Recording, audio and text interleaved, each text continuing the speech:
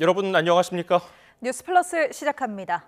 캄보디아 내 한국인 납치와 감금 피해 사태를 해결하기 위한 정부 합동 대응팀이 캄보디아로 출국했습니다. 이 정부 합동 대응팀의 단장을 맡은 김진아 외교부 2차관의 출국 전 회견 내용 들어보겠습니다.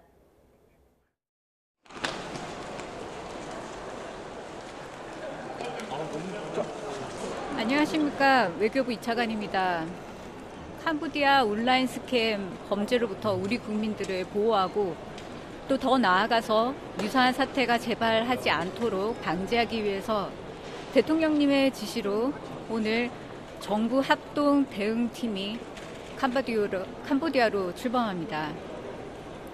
정부 합동 대응팀은 여기 계신 국가수사 본부장님을 포함하여서 외교부, 경찰청, 법무부 등 관련 부처가 모두 포함이 돼서 구성이 됩니다.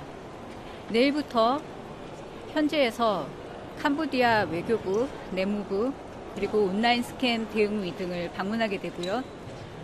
고위급을 접촉함으로써 이번 사태의 해결 방안들을 보다 구체적이고 그리고 적극적으로 논의해 갈 예정입니다. 이번 사안이 우리 국민의 생명과 안전에 직결되어 있는 만큼 막중한 책임감을 가지고서 임하도록 하겠습니다. 이후에 여러 구체적인 일정과 그리고 결과물은 현지에서 관련한 정보들을 신속하고 그리고 투명하게 공유해 드리도록 하겠습니다.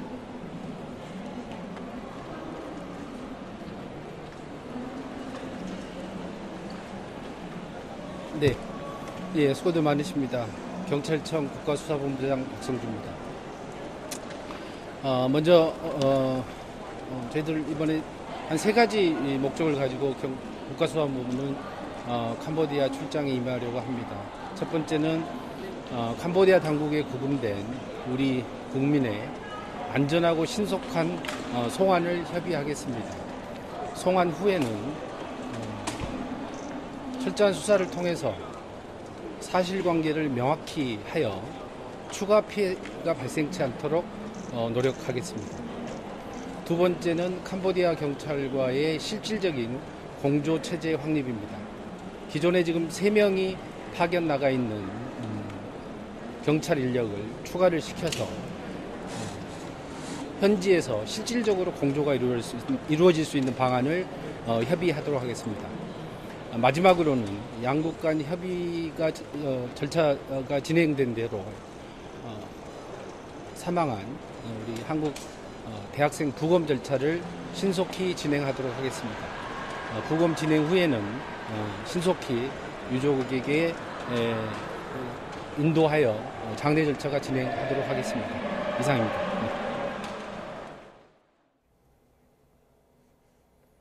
캄보디아에서 한국인 납치, 감금 사태가 벌어지고 있는 대규모 범죄 단지 웬치가 몰린 도시 시아누쿠빌에 YTN 취재진이 도착해 있습니다. 3m짜리 높은 벽을 주위에 설치하고 보안 요원이 출입구를 지키고 검문 검색을 하는 등 삼엄하게 범죄 도시를 지키는 모습이었는데요. 캄보디아 현지 연결해 보겠습니다. 정현우 기자. 네, 캄보디아 시아누크빌에 있는 차이나타운에 저희 취재진이 도착해 있습니다. 예, 캄보디아 시아누쿠빌에서 범죄 단지인 웬치 모습을 볼 수 있었죠? 네, 캄보디아에 중국 자본이 모여들면서 형성된 이곳 차이나타운을 보시면 이렇게 간판들이 모두 중국어로 되어 있는 모습을 확인할 수가 있습니다. 이곳 차이나타운 일대에 있는 범죄 단지 웬지를 저희가 곳곳에서 확인할 수가 있었는데요. 보안 요원들이 겉벽면들을 타고서 계속해서 서서 이렇게 경계를 하고 있었기 때문에 저희가 차량을 타고 서서히 지나가는 방식으로 저희가 실상을 확인해야 했습니다. 가장 커다란 건물 단지에서는 주변으로 못해도 3m 이상은 돼 보이는 높은 벽이 설치된 모습이 보였습니다. 심지어 깨뜨린 유리 조각들도 벽 위에 설치해서 누군가가 넘어가는 걸 방지하는 등 경비가 매우 삼엄했는데요. 만약 이곳에 갇혔다면은 쉽게 빠져나오지 못할 곳이라는 것을 쉽게 짐작할 수 있었습니다. 심지어 단지로 들어가는 출입구 한 곳만 열어두고서 보안 요원들이 들어오고 나가는 사람들의 짐을 열어보는 등 검문하는 모습도 보였습니다. 캄보디아 최대 범죄단지 지역으로 꼽히는 이곳 시아누크빌에서 감금된 한국인을 구출하고 있는 오창수 선교사는 거의 매주 구조 요청이 들어오고 있다고 말합니다. 최근 2년에서 3년 전부터는 한국인 청년들이 연락해오는 경우가 특히 잦아졌다고 얘기합니다. 일단 이곳 시아누크빌에 구금된 사람만 200명 이상으로 한국인의 기준으로도 200명 이상으로 추정된다는 게 오 선교사의 설명입니다. 네, 그곳 시아누크빌에 있는 이 범죄 단지 웬치에서 구조된 한국인 2명도 만났다고요? 네, 이곳 현지에서 구금된 한국인들에 대한 구조 작업을 벌이는 오창수 선교사의 도움을 받아서 경찰서 안에 있는 구금 피해자 한국인 2명을 만날 수 있었습니다. 저희가 30분가량 인터뷰를 할 수가 있었는데요. 이곳 캄보디아 범죄 단지에서 구금됐던 동안의 이야기를 들어볼 수 있었습니다. 캄보디아에서 인터넷 커뮤니티를 사업을 시작하려던 30대 A씨가 지난 6월 수도인 프놈펜으로 왔던 건데요. 업무에 문제가 생기면서 자금이 부족한 상태가 된 와중 시아누크빌로 일하러 가자는 지인의 권유를 받았다고 취재진에게 털어놓았습니다. 하지만 이곳에서 범죄단지인 웬치로 끌려가 중국인 총책이 보이스피싱 업무를 시켰다고 하는데요. 이를 거절하자 북부 국경도시 호이엣에 있는 범죄단지로 끌려갔고 여기서 중국인들에게 전기 고문까지 당하면서 살해 협박까지 받았다고 토로했습니다. 이후 일을 하겠다고 약속하면서 이곳 시아누크빌로 다시 돌아오게 됐고 경찰에 몰래 신고하면서 구조된 것이라고 설명했습니다. 현재는 피해자로 조사를 받으면서 캄보디아 이민국으로 옮겨져서 한국에 송환된 날을 기다리고 있는 상태입니다. 예, 캄보디아에서 고문 끝에 숨진 20대 대학생 시신에 대한 부검 영장도 현지 법원이 승인을 했죠. 네, 지난 8월에 캄보디아 현지에서 20대 대학생이 고문 끝에 숨지는 사고가 났었습니다. 그런데 캄보디아 법원이 한국 경찰과의 시신에 대한 부검을 한국 경찰과 함께 할 수 있도록 승인했던 것으로 확인이 됐습니다. 경찰 관계자는 오늘 YTN에 최근 캄보디아와의 일정 협의만 남은 상황이라고 설명했습니다. 법무부에서도 일단 국제형사과 소속 검사와 수사관을 캄보디아로 보낼 예정인 것으로 파악됐습니다. 앞으로 일정이 확인되고 부검이 진행된 이후 시신이 국내로 운구될 시점에 대해서도 관심이 쏠리고 있습니다. 지금까지 캄보디아 시아누크빌에서 YTN 정현우입니다. 정부는 캄보디아에서 이른바 스캠 사기에 종사하는 한국인이 1,000명이나 되는 것으로 보고 있습니다. 캄보디아 내 한국인 구금 상황에 대응하기 위한 정부 합동 대응팀이 오늘 캄보디아로 출국했습니다. 홍선기 기자가 보도합니다. 정부는 캄보디아 안에서 온라인과 전화 등으로 사기 행각을 벌이는 이른바 스캠 일을 하는 한국인이 1,000명이나 되는 것으로 보고 있습니다. 한국인이 거기에 일하고 있는 숫자도 상당한 규모라고 알려져 있습니다. 정확한 숫자는 잘 알 수 없지만 대체로 우리 국내 관련 기관에서는 1,000명 남짓이라고들 보고 있습니다. 물론 1,000명이나 되는 한국인이 모두 납치나 감금 피해를 입고 있는 건 아닙니다. 그래도 외교부가 납치나 감금 신고를 한 한국인 가운데 안전을 확인하지 못한 80여 명보다 10배 넘게 많은 숫자입니다. 이 같은 심각한 상황을 고려해 정부 합동 대응팀은 꾸려진 지 하루 만에 현지로 출발했습니다. 외교부와 법무부를 비롯해 경찰청과 국정원까지 참여한 합동 대응팀은 도착 즉시 캄보디아 정부와 고위급 면담을 진행할 예정입니다. 현지에서 캄보디아 외교부, 내무부, 그리고 온라인 스캠 대응위 등을 방문하게 되고요. 고위급을 접촉함으로써 이번 사태의 해결 방안들을 보다 구체적이고 그리고 적극적으로 논의해 갈 예정입니다. 대응팀은 일단 현지 경찰에 체포된 우리 국민은 캄보디아 정부와 협의를 통해 이르면 이번 주말 안에 국내로 송환한다는 계획입니다.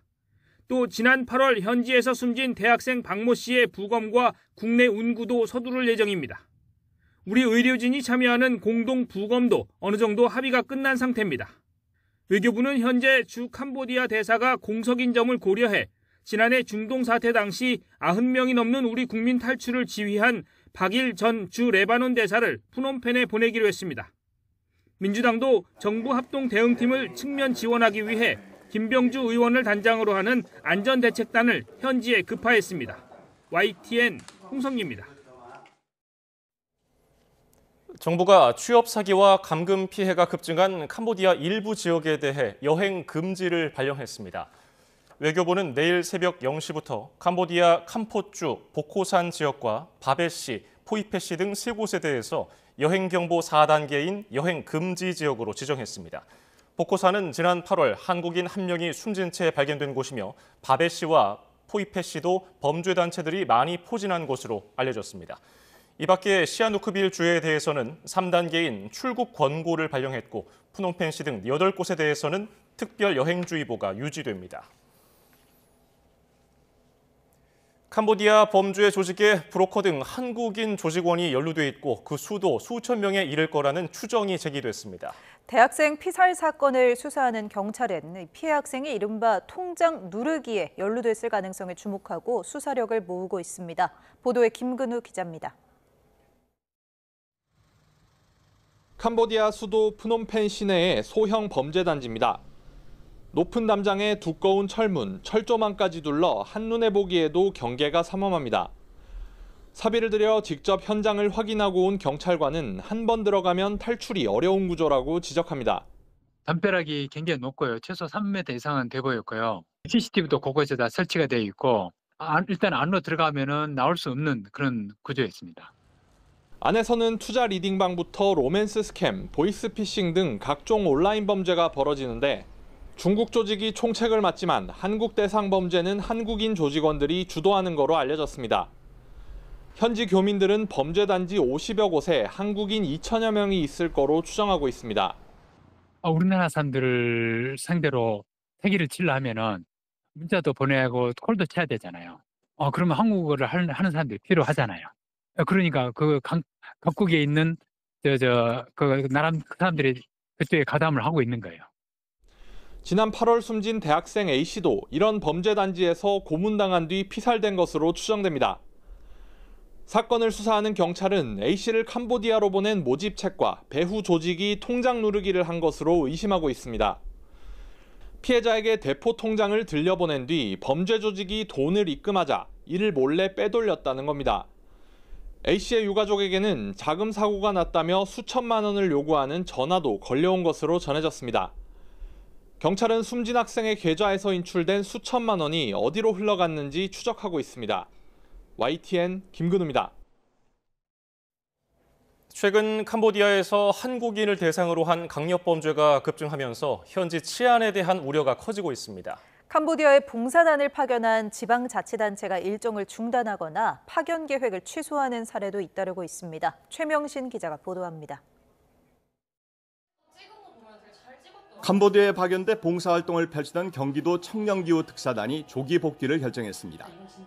경기도 거주 청년들로 구성된 이 특사단은 지난 11일부터 오는 28일까지 현지에 머물며 환경정비와 교육, 문화교류 활동을 진행할 예정이었습니다.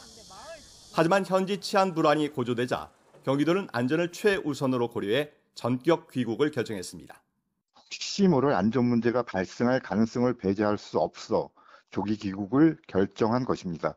현재 귀국 항공편을 급히 알아보고 있습니다.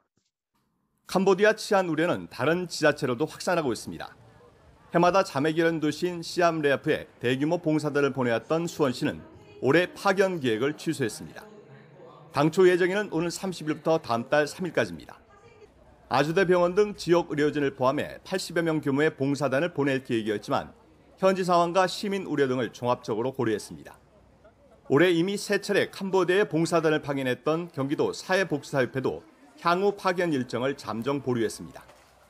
시엠립은 범죄가 일어나는 지역과는 거리가 멀긴 하지만 봉사단 규모가 워낙 커서 범죄의 표적이 될 수도 있는 상황이라 이번에 파견을 취소하기로 하였습니다. 캄보디아 치안 우려가 커지면서 국내 다른 지자체나 봉사단체의 현지 활동 계획에도 상당 기간 차질이 불가피해 보입니다. YTN 최명신입니다.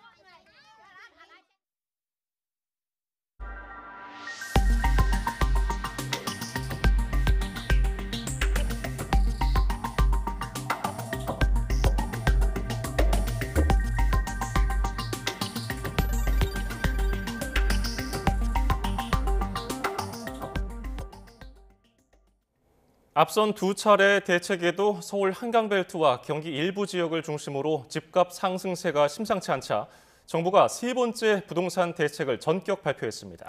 서울 전역과 경기 12개 시구를 규제지역과 토지거래 허가구역으로 한꺼번에 묶는 초강수 카드를 꺼내들었는데요. 주택을 구매할 때는 2년 동안 실거주 의무가 발생하고 대출, 세제, 청약 규제도 강화됩니다. 먼저 차유정 기자입니다. 풍부한 유동성과 금리 인하 기조에 주택 공급 부족에 대한 우려가 커지며 서울 전역에 집값 불안이 확산하는 상황. 두 차례 대책에도 과열 양상이 계속되자 정부가 한 달 만에 초강경 규제책을 들고 나왔습니다.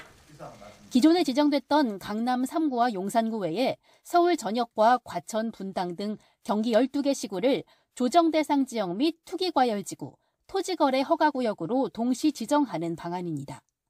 당장 20일부터 해당 지역 내 주택을 사려면 2년 실거주를 조건으로 관청 허가를 받아야 합니다.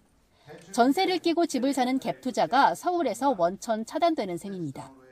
무주택자가 해당 지역에서 주택담보대출을 받을 경우 LTV 담보 인정 비율도 70%에서 40%로 강화됩니다. 특히 15억 원 미만 아파트가 많은 노도강, 금관구 등에서 대출 한도 축소 영향이 클 것으로 보입니다. 규제 지역에선 아파트 분양권 전매도 3년 동안 제한되고 세제도 강화돼 취득세가 2주택자는 8%로 3주택자는 12%로 중과됩니다. 이처럼 수도권 대부분을 광범위하게 토지거래 허가구역으로까지 묶는 건 역대 최초입니다. 이 지역들은 내일부터 지정에 따른 그 효력이 발생될 예정입니다. 토지거래 허가구역도 추가 지정하여 주택 구입 시 실거주 의무를 부과하고 갭 투자를 차단하겠습니다. 정부가 풍선 효과 확산을 사전에 차단하겠다는 강력한 의지를 밝힌 가운데 서울 외곽을 중심으로 거래가 급격히 침체할 거란 전망이 나오고 있습니다. YTN 차유정입니다. 정부는 규제 지역 확대와 함께 고강도 대출 옥죄기에도 나섰습니다. 6억 원으로 제한했던 주택담보대출 한도를 집값에 따라 4억, 2억으로 차등 적용하면서 고가주택 수요를 억누르기로 했습니다. 이어서 손효정 기자입니다. 정부가 내놓은 세 번째 대출 규제 핵심은 집값이 비쌀수록 대출 문턱은 더 높이는 차등 구조에 있습니다. 일괄적으로 최대 6억 원으로 묶어놨던 수도권 규제지역 대출 한도를 구간별로 세분화하기로 했습니다. 15억 원 이하 주택은 그대로 6억 원, 15억 원에서 25억 원 사이는 4억 원, 25억 원 초과 주택은 2억 원으로 한도를 낮췄습니다. 고가 주택으로 쏠리는 자금 흐름을 차단해 부동산 과열을 가라앉히겠다는 의도입니다. 고가 주택 중심으로 가격이 상승하고 있는 만큼 고가 주택을 타겟으로 한 대출 한도를 규정하는 것이 적정하다고 판단한 것입니다. 그동안 갭 투자 수단으로 악용된다는 지적이 잇따랐던 전세 대출에도 처음으로 칼을 빼들었습니다. 집을 가진 사람이 수도권 규제 지역에서 전세 대출을 받을 경우 이자 상환분이 DSR 계산에 포함됩니다. 갚아야 하는 대출 원리금이 커지면서 받을 수 있는 대출액이 줄어드는데 예를 들어 연소득 5천만 원 차주가 전세 대출 2억 원을 받으면 DSR은 14%가량 올라가는 것으로 나타났습니다. 금리 인상을 미리 반영하는 스트레스 금리도 규제 지역에 한해 1.5%에서 3%로 높아집니다. 이에 따라 소득 1억 원인 사람이 30년 만기로 금리 4% 변동형 대출을 받는다면 한도가 최대 8,600만 원, 소득 5천만 원의 경우 4,300만 원 줄어들 것으로 금융위는 추산했습니다. 규제 지역이 전면 확대된 가운데 집을 담보로 대출받을 수 있는 비율 LTV 역시 70%에서 40%로 확 낮아졌습니다. 강화된 대출 규제는 내일부터 즉시 시행됩니다. 다만 전세대출 DSR 규제는 은행 전산 시스템이 정비되는 오는 29일부터 적용될 예정입니다. YTN 손효정입니다. 정부가 총리 직속으로 부동산 감독기구를 설치해서 부동산 범죄에 강력 대응하기로 했습니다. 부동산 불법 행위는 직접 조사와 수사에 나서고 보유세와 거래세 조정 등 세제 합리화 방안도 검토하기로 했습니다. 보도에 오인석 기자입니다. 집값 띄우기 등의 부동산 불법 행위를 체계적으로 감시할 감독기구가 국무총리 직속으로 설치됩니다. 정부는 부동산 시장의 거래 질서를 교란하고 서민들의 주거 안정을 저해하는 불법적이고 악질적인 부동산 범죄에 강력 대응하겠다고 밝혔습니다. 불법 행위를 직접 조사 수사하는 것이 핵심 내용으로 꼽힙니다. 부동산 불법행위 감독기구를 설립, 각 부처에서 수행 중인 조사, 수사의 기획조정뿐만 아니라 전세 사기, 가격 띄우기 등 사회적 이슈에 대해서는 직접 조사, 수사하겠습니다. 부동산 감독기구 설치는 이재명 대통령의 후보 시절 공약으로 조직과 예산 등의 강력한 추진 동력이 실릴 것으로 전망됩니다. 정부는 부동산 감독기구가 출범하기 전까지 공정하고 투명한 거래 질서를 확립하기 위해 범정부 대응 체계를 강화하기로 했습니다. 국토부는 허위 신고가 거래 후 해제를 통한 가격 띄우기가 의심되는 8건에 대해 경찰에 수사 의뢰했습니다. 경찰청은 전국 경찰 841명을 편성해 이달부터 가격 띄우기와 부정청약, 재건축, 재개발, 비리 등에 대해 중점 단속을 벌이고 있습니다. 국세청은 부동산 탈세 신고센터를 설치해 전 국민으로부터 탈세 제보를 수집하고 강남 4구를 포함한 한강벨트 등 고가 아파트 취득에 대한 자금 출처 검증을 대폭 강화하기로 했습니다. 최근 증가하고 있는 고가 아파트 증여와 관련하여 강남 4구, 마용성 등 고가 아파트 증여 거래 1,500여 건에 대해서도 빠짐없이 살펴보겠습니다. 기획재정부는 부동산 세제 합리화 방안을 마련하겠다고 밝혔습니다. 구윤철 부총리는 부동산 시장에 미치는 영향과 과세 형평 등을 종합 검토해 보유세와 거래세 조정, 특정 지역 수요 쏠림 완화를 위한 세제 합리화 방안을 검토하겠다고 말했습니다. 규제 지역 확대와 대출 규제 강화에도 부동산 시장이 안정되지 않으면 세제 카드까지 꺼내들 수 있다는 의미로 해석됩니다. YTN 오인성입니다. 전국 오피스텔 가격이 매매와 전세는 하락하고 월세만 상승하는 현상이 이어지고 있는 가운데 서울 오피스텔은 매매와 전세값이 상승 전환했습니다. 한국부동산원이 발표한 오피스텔 가격 동향 조사를 보면 지난 3분기 전국 오피스텔 매매 가격은 전분기와 마찬가지로 0.39% 하락했습니다. 다만 서울은 전분기 보합에서 3분기 들어서 상승 전환하며 0.11% 올랐고 수도권은 하락폭이 0.34% 하락에서 0.32% 하락으로 축소된 가운데 지방은 오히려 하락폭이 0.56% 하락에서 0.65% 하락으로 더 커졌습니다. 이에 대해서 부동산원은 서울은 아파트 가격 상승과 함께 아파트 대체 상품인 오피스텔 가격도 동반 상승했다고 설명했습니다. 규제 지역을 서울 전역으로 확대하는 정부의 이번 부동산 정책에 대해 서울시는 부작용을 건의했지만 강행 발표했다며 우려를 나타냈습니다. 서울시는 YTN과의 통화에서 토기 과열지구 지정과 토지 거래 허가 구역에 대해 정부가 발표 하루 이틀 전쯤 공문으로 의견 조회를 보내거나 유선으로 알려왔다며 이같이 밝혔습니다. 서울시는 이에 대해 과거 집값을 잡기 위해 여러 차례 규제를 시행했는데 과연 실효성이 있었는지 잘 살펴보고 실수요자 구매에 부정적인 영향이 있을 수 있으므로 신중한 결정이 필요하다는 의견을 정부에 전했다고 말했습니다. 네, 다음 소식입니다. 오늘 대법원에서 진행되는 국회 법제사법위원회 국정감사에서 민주당 주도로 현장 검증이 강행됐습니다. 국민의힘은 반발하며 오후 국감에 참여하지 않겠다고 선언하고 대법원을 떠났습니다. 현장에 법조팀 취재기자 나가 있습니다. 신기혜 기자. 네, 대법원입니다. 예, 오늘 대법원 현장 검증이 진행됐죠? 네, 민주당 의원들을 중심으로 한 법사위원들은 점심 무렵부터 4시간 정도 대법원 현장 검증을 진행했습니다. 대법정과 소법정, 그리고 대법관 집무실에 대해 현장 검증이 진행됐고요. 또 대법원 관계자들과 함께 대법관이 증원되면 어느 정도의 예산이 필요할지도 토의했습니다. 다만 이재명 대통령의 공직선거법 위반 사건과 관련한 로그 기록은 확인하지 못했습니다. 민주당 김용민 의원은 현장 검증이 끝난 뒤 취재진에게 당의 개혁안대로 대법관이 증원될 경우 증축 등이 어떻게 진행돼야 할지 확인해야 할 필요가 있었다고 현장 검증 취지를 설명했습니다. 그러면서 대법원 측의 안내로 현장 검증은 원활하게 진행됐다고 강조했습니다. 이후 감사는 오후 4시 반쯤 재개됐고 지금은 이 대통령의 공직선거법 위반 사건 심리가 제대로 이뤄졌는지를 두고 민주당 의원들의 공세가 이어지고 있습니다. 특히 로그 기록을 공개하지 않은 데 대한 문제 제기가 줄을 이뤘는데 추미애 위원장도 직접 천대엽 법원 행정처장을 향해 기록 공개를 촉구했습니다. 네, 국민의힘 의원들은 오후에 반발하면서 퇴장했다고요?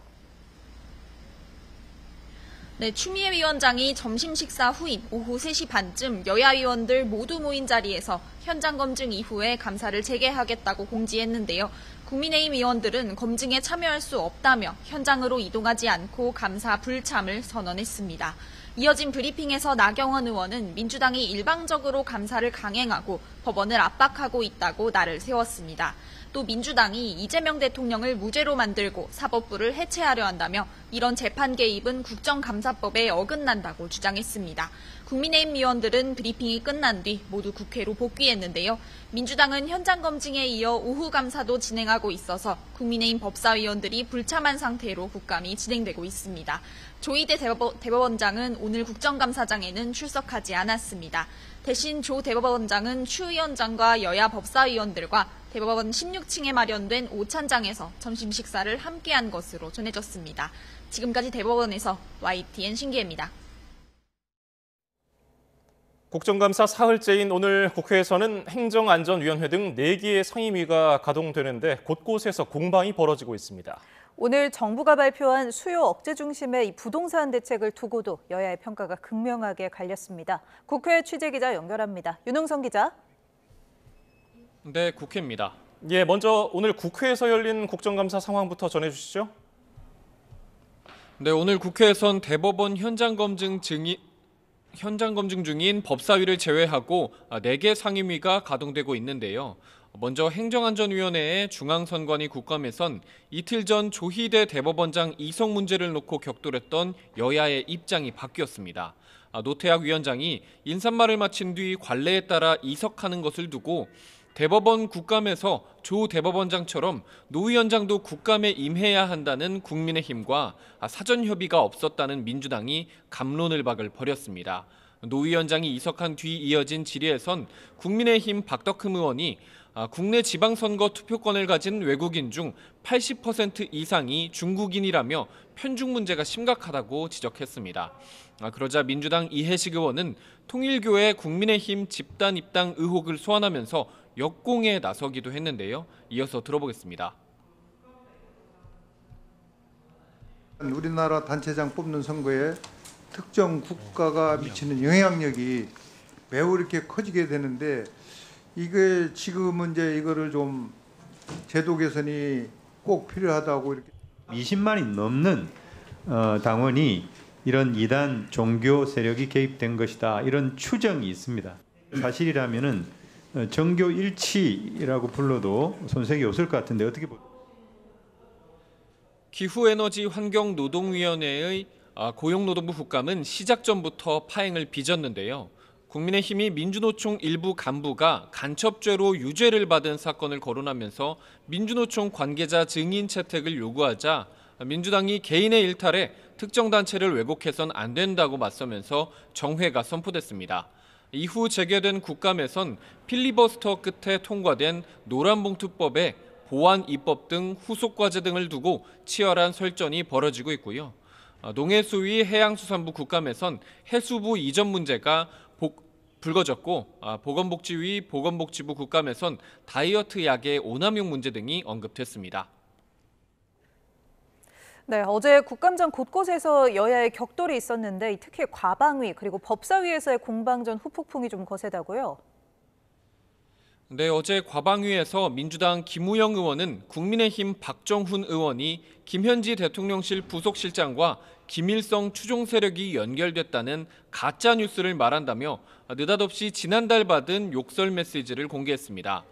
박정훈 의원은 김우영 의원이 먼저 멱살을 잡았고 자신의 욕설 문자에 당시 김 의원도 욕설로 답했는데 그건 지우고 공개했다고 주장했습니다.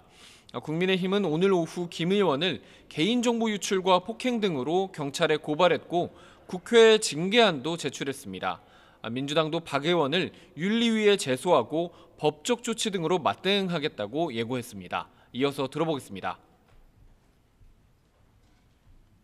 김 의원이 박정훈 의원의 휴대폰 번호를 공개한 내용 역시도 굉장히 심각한 범죄 행위다라는 판단하에 망언으로 터무니없는 정쟁 현장으로 몰고 가려는 국힘 박정훈 의원에 대해서 법적 조치, 윤리 징계 등 단호히 대응하겠습니다. 이 법사위에서도 김현지 부속실장이 이화영 전 경기부지사의 대북 송금 사건 변호인 교체 과정에 관여했다는 의혹이 화두였는데요. 국민의힘 주진우 의원은 변호인을 바꿔 이 전 부지사가 이재명 대통령에게 유리한 진술을 하도록 김 실장이 종용했다고 주장했고, 민주당은 검찰의 이른바 연어술 파티 회유가 허위 진술을 이끌었던 거라고 맞섰습니다. 주 의원은 오늘도 김용 전 민주연구원장의 대장동 사건과 관련해서도 김 실장이 보고를 받았다며 국감 증인 채택을 요구했고, 민주당은 주 의원의 허위사실 유포에 책임을 묻겠다고 경고했습니다. 예, 정부의 부동산 대책과 관련해서도 여야 평가가 극명하게 갈렸지요? 네, 국민의힘 장동혁 대표는 부동산 거래 규제 확대와 대출 한도 제한 등을 골자로 한 정부 대책이 문재인 정부에 이은 집값 폭등 시즌2가 될 것 같다고 평가절하했습니다. 이어 부동산 시장을 경제의 한 축이 아니라 폭탄 돌리기로 생각하는 좌파 정권의 삐뚤어진 인식이 문제의 핵심이라고 강조했습니다. 반면 더불어민주당은 정부의 새 부동산 대책이 급등하는 부동산 가격을 잡을 수 있을 거라고 기대했는데요. 김현정 원내대변인은 정부가 부동산을 투기가 아닌 주거용으로 전환할 수 있도록 대책을 내놓았다고 말했습니다. 또 부동산 대책을 비판한 국민의힘을 향해서는 시장 친화를 말하지만 그들이 말하는 시장은 투기 세력과 부자들만의 리그일 뿐이라고 반박했습니다. 지금까지 국회에서 전해드렸습니다.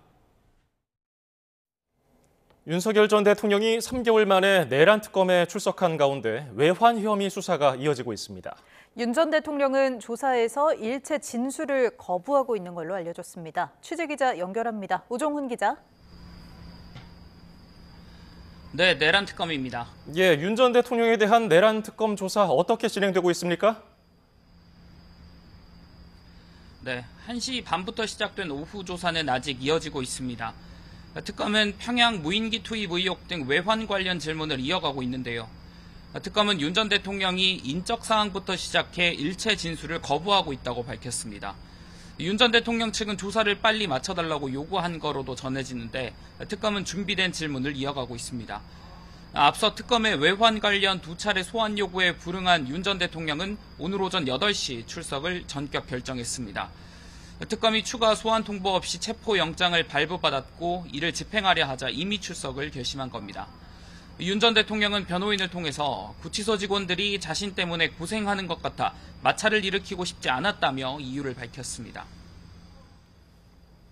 네, 이번 조사를 두고 특검과 또 윤 전 대통령 변호인 측이 공방을 벌였다고요? 네, 윤 전 대통령 출석 이후 변호인단은 입장을 통해서 일정 협의를 요청했지만 특검은 무리하게 체포영장을 청구했고 이미 구속되기 전 조사에서 외환 관련 질문이 이루어졌다며 특검을 비판했습니다. 이에 대해서 특검은 변호인조차 선임하지 않은 채 윤 전 대통령 측이 아무런 응답도 하지 않았고 외환 관련 조사는 윤 전 대통령이 출석한 뒤 석 달 동안 이루어진 내용을 기반으로 하는 거라며 반박했습니다. 특검은 오늘 준비한 질문을 마치면 추가 조사가 필요 없겠지만 진행 상황에 따라서 추가 소환할 수 있다고 밝혔습니다. 특검은 윤 전 대통령을 조사한 뒤 법리 검토 등을 거쳐 이번 달 안에 기소하는 걸 목표로 하고 있다고 설명했습니다. 예, 특검이 박성재 전 법무부 장관에 대한 구속영장 재청구 계획도 밝혔죠? 네, 특검은 비상계엄 선포 국무회의가 실체를 갖추지 못했다는 점은 참석자 모두가 인정하는 만큼 박 전 장관의 위법성 인식에 다툼의 여지가 있다는 법원의 기각 사유를 납득할 수 없다고 밝혔습니다. 이에 대해 특검은 법원의 판단을 다시 받겠다며 구속영장을 재청구하겠다는 입장을 밝혔습니다. 앞서 법원은 오늘 새벽 내란 중요 임무 종사 등 혐의를 받는 박성재 전 법무부 장관에 대한 구속영장을 기각했습니다. 재판부는 위법성을 인식하게 된 경위나 객관적으로 취한 조치의 위법성, 존부나 정도에 대해 다툴 여지가 있다며 기각 배경을 설명했습니다. 이런 가운데 조태용 전 국가정보원장에 대한 특검 조사도 이어지고 있는데요. 조 전 원장은 윤석열 전 대통령 비상계엄 선포를 인지하고 국회에 보고할 의무를 지키지 않은 혐의 등을 받고 있습니다. 지금까지 내란특검 사무실에서 YTN 우종훈입니다.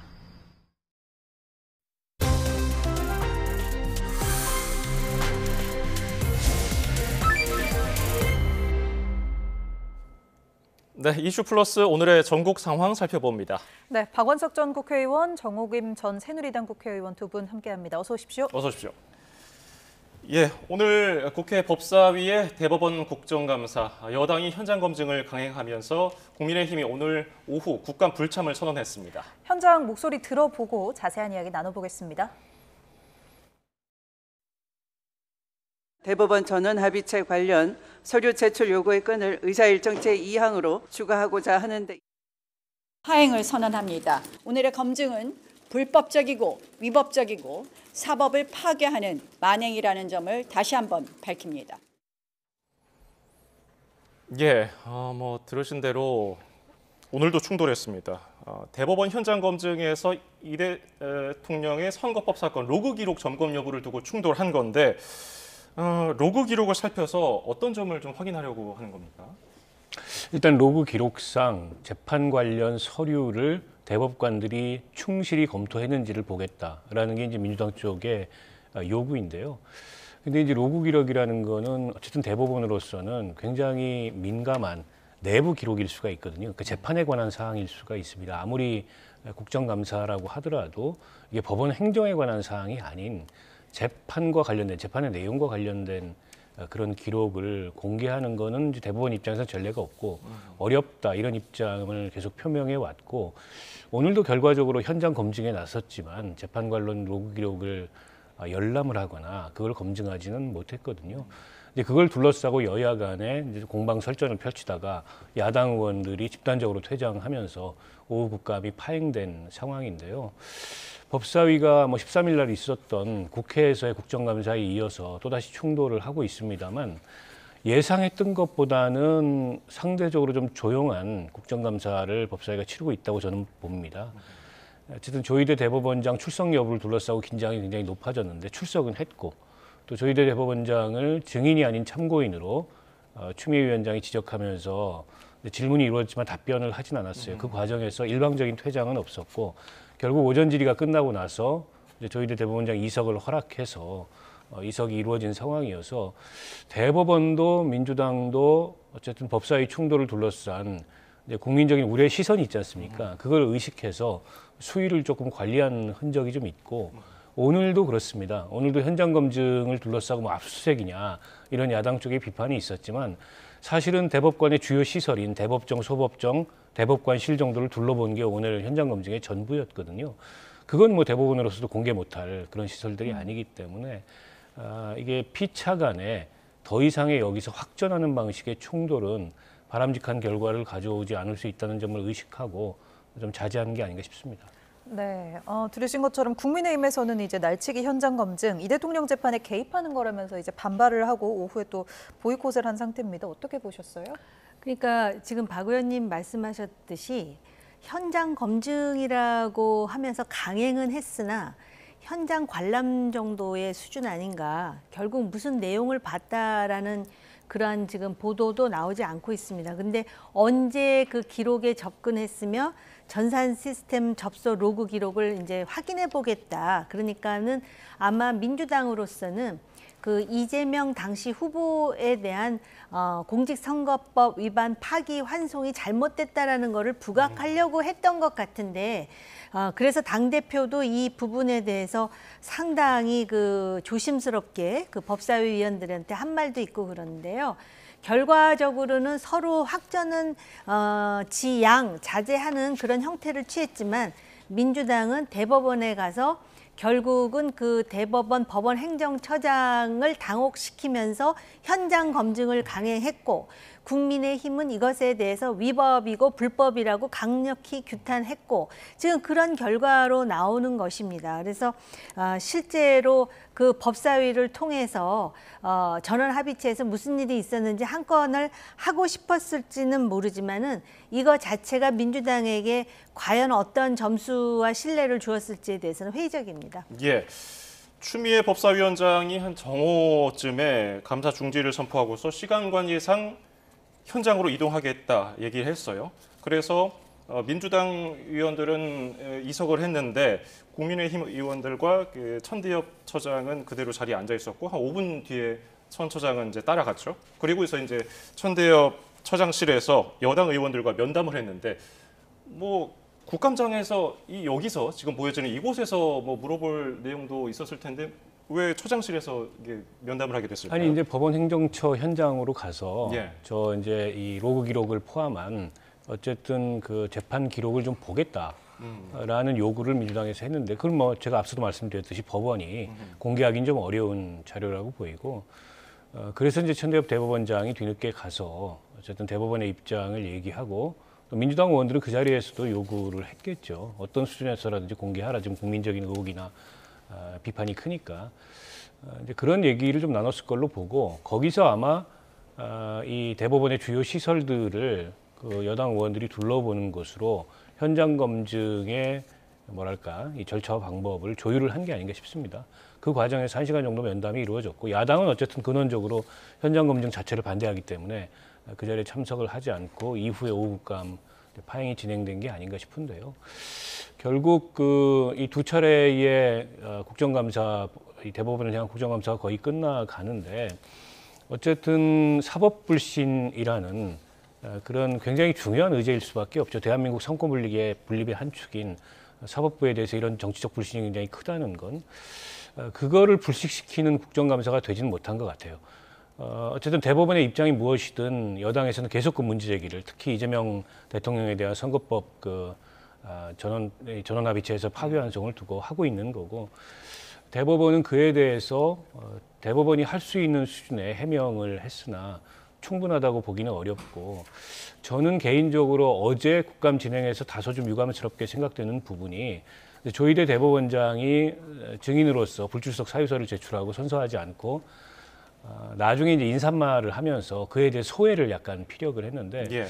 증인 선서하고 그 얘기를 했으면 어땠을까 싶은 생각이 있어요. 그러니까 증인 선서를 했다 하더라도 네. 현행법상 대법원장이 할 수 없는 얘기들이 있습니다. 재판 진행 중인 사항이나 재판의 합의 과정에 대해서는 실정법상 얘기를 할 수가 없거든요.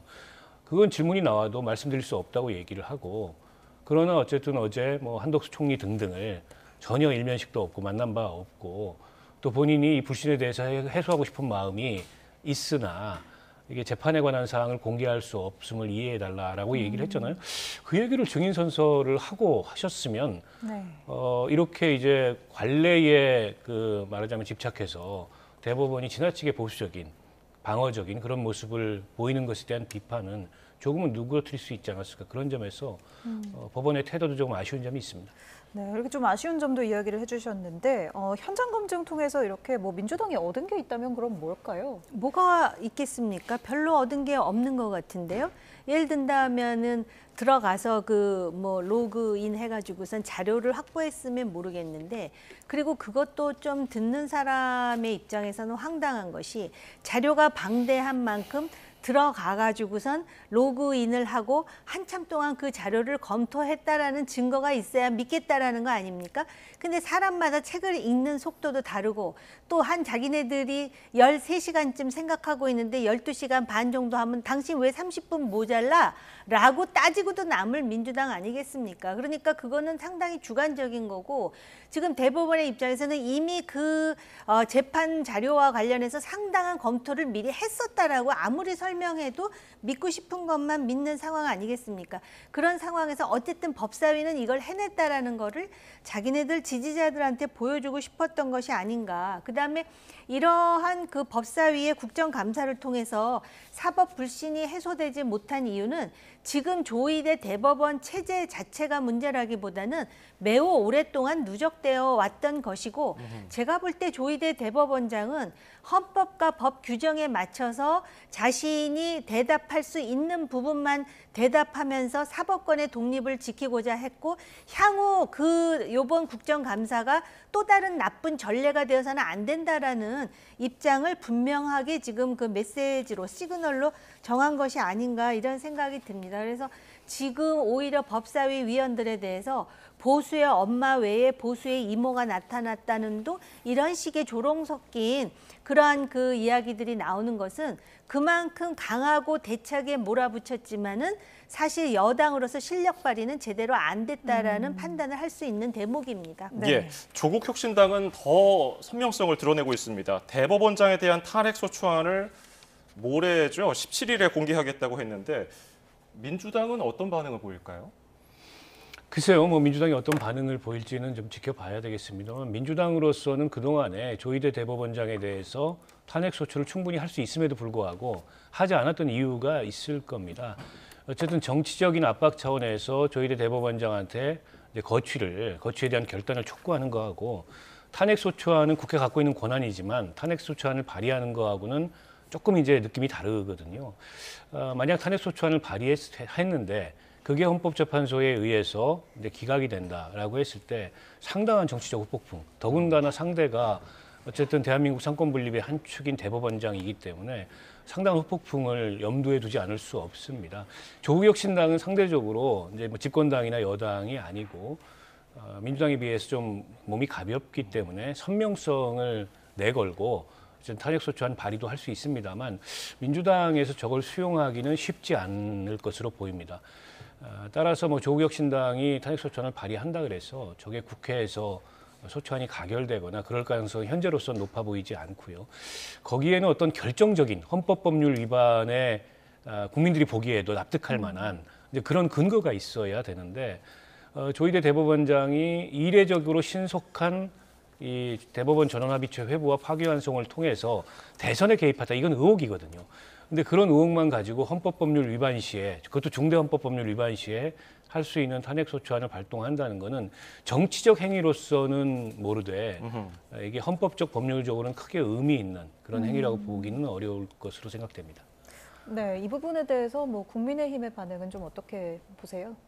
국민의힘은 지금 그 법사위에서 민주당이 그렇게 뭐 괄목할 만한 그러한 실력 발휘를 했다라고 판단하지 않는 것 같고요.